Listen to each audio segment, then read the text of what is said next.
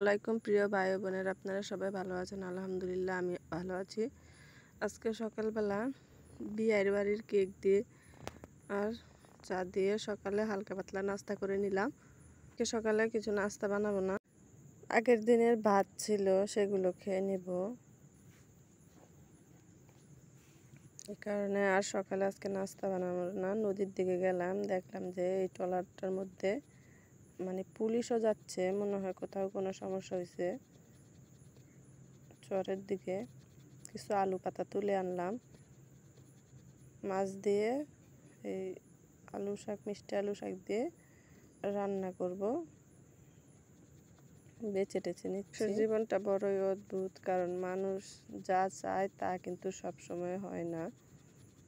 যা চায় কখনো হয়, আবার কখনো তার বিপরীত হয়, কিন্তু সব কিছু মানায় নিয়ে এই জীবনে চলতে হবে। জীবনটা বড়ই অদ্ভুত, আর সকল চাওয়া পাওয়া যে সব সময় পূরণ হবে এটাও কোনো কথা না। ভালো খারাপ মিলাইয়াই জীবনটা ভাবেই চলুক না কেন, সব সময় আল্লাহর শুকরিয়া আদায় করতে হবে।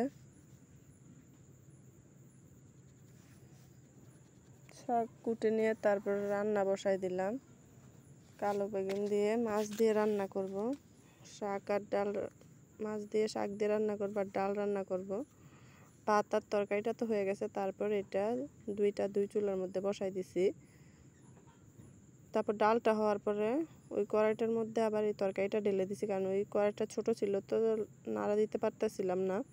তারপর বিকাল দিকে গেলাম একটু ঘুরতে।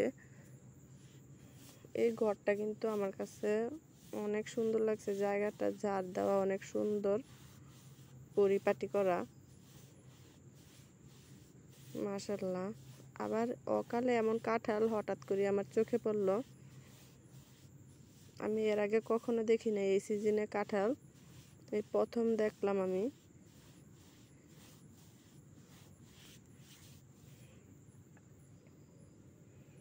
মুরগি কি সুন্দর ডিমে তা দিচ্ছে, মাশাআল্লাহ। দেশি মুরগির ডিম হলেও ডিমগুলি কিন্তু মাশাআল্লাহ অনেক বড় বড়। এই যে মুরগির ডিমের মধ্যে তা দিতে বসে আছে, আমি যখন আলগাইতেছিলাম ডিম দেখার জন্য, মুরগিটা এসে আমাকে ঠোকর দিয়ে দিল,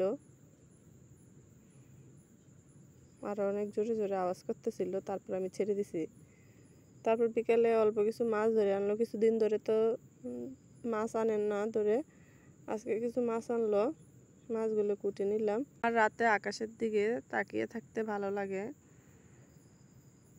এত সুন্দর তারা ঝিলমিল করে আমার মতো কার কার ভালো লাগে। আজকে এই পর্যন্ত ভিডিওটা। আল্লাহ হাফেজ।